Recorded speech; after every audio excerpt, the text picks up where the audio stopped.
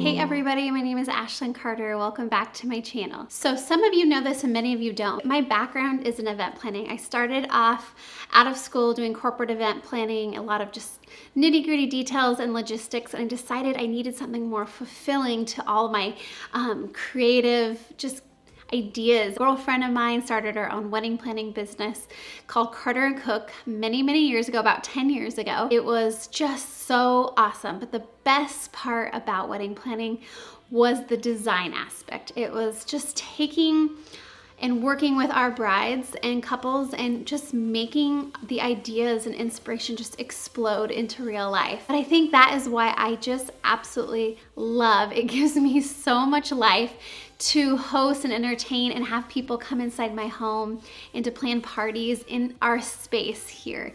And that is why I love it. And so I thought it would be fun to start a new series with you guys and to just go kind of behind the scenes and really talk you through just how to transform a space and make it beautiful. Favorite thing is to just take the ordinary and create beauty and make it just special.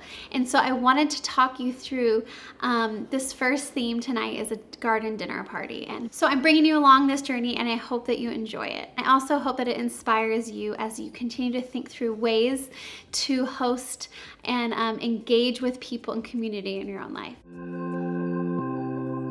So it is spring, it is warming up. I was inspired by the warmer weather and the recent garden that we planned. So my theme, I'm starting with my theme, and that is going to trickle, and I will show you how it trickles into every little aspect of your night. It trickles into where we will be sitting. It trickles into the decor, obviously, and then it will trickle down into the menu. So because we recently planted a garden, I just love the look and using fresh herbs and succulents and just a bunch of just pots.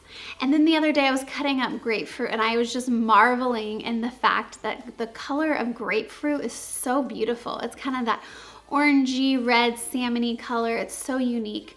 And so combining just my love of citrus and grapefruit with fresh herbs and potted succulents, I thought that would be a very beautiful theme. For the centerpiece, what I did is I bought a bunch of herbs from Home Depot, just things that looked pretty in pots. And I was originally gonna just stack them all inside various sizes of terracotta pots, but to save time and to save money, I came home and I have a huge roll of brown craft paper. And what I decided to do was just wrap the pots as is in that simple brown craft paper in kind of a fun way, and then tie it off with a little bit of twine. So I did that for all of my succulents and all of the herbs that I picked out, and it creates a very just affordable visual appeal. Now I can go back and I can repot these into larger pots and have a little herb garden after the party. Or I was also thinking this would be a great little gift to send off with our guests. They can each take a potted herb home. Now, in order to incorporate color, I decided to use some of that grapefruit color. But when using color, I kind of wanted to use it in 3 different ways. So I'm going to use it in the actual fruit. I'm going to cut grapefruit open and place it down the center of the table, staggered between all of my craft paper wrapped pots. Then I'm gonna also use a little bit of lime and a couple lemons to kind of add some more visual color and appeal. But that grapefruit color is my main color. So I was looking for some napkins that I could tie in with my grapefruit, and I happened upon these napkins from Target by Threshold.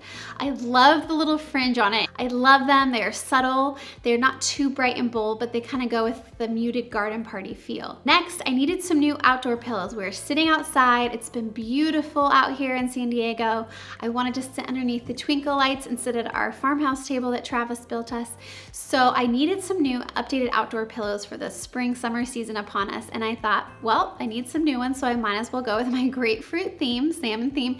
And I found these really sweet ones on Amazon for $10 a piece for the outer 18 by 18 size. So I stuffed those with some old pillows that I had and put those on the 2 end chairs that we have. Again, that is the 3rd place that I'm gonna be using the color. So centerpieces, the end pillows, and then the napkins. The napkins that I found inspired me to look for a fringed placemat.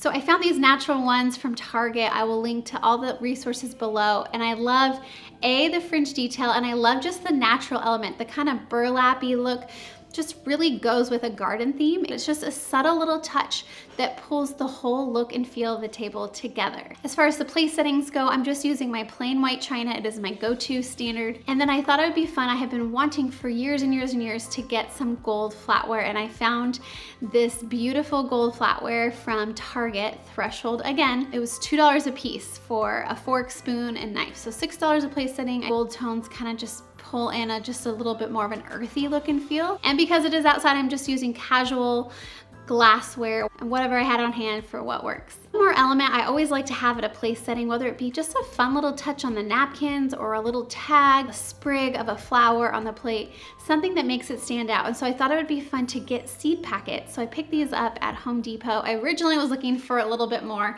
vintage, beautiful looking ones, but I didn't want to spend a fortune. So I bought these ones. They were way more affordable at Home Depot, of just bunches of wildflowers. And again, this adds to color. It brings out some color, brings in the color from the centerpieces, brings out the color of the napkin and the pillows, and it adds a fun pop of garden feel. Again, this could be something that your guests take home and plant somewhere in their garden or something if they want.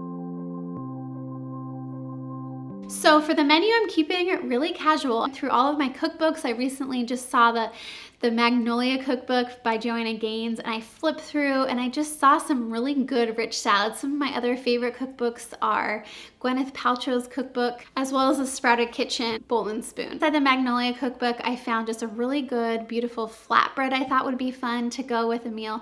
I wanted something like delicious, yummy, but also light. I also thought it'd be fun to have like just a really delicious, just veggie packed salad. So I found one that would be a little bit more filling with the quinoa, and I'm gonna make that with the flatbread for our main dish. And then I'm also thinking it would be fun to put down the middle just some cheese trays, just stack that with tons of good meats and cheeses and nuts and some fresh fruit. So those three items paired together, light but very delicious filling dinner. And then for dessert, I thought it'd be fun to do something in little mason jars, casual, fun, like farm-y feel.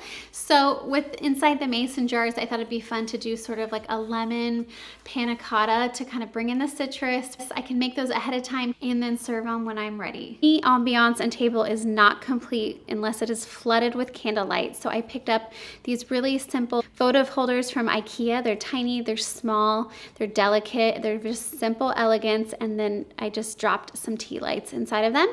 And I have about 12 on the table, and that really just brings together the ambiance. Okay, so that is the end of our very first Set the Table With Me series. I hope you guys enjoyed this, and I hope it gives you not only inspiration of how to bring in details and choose a menu, but I hope it just makes you feel less intimidated.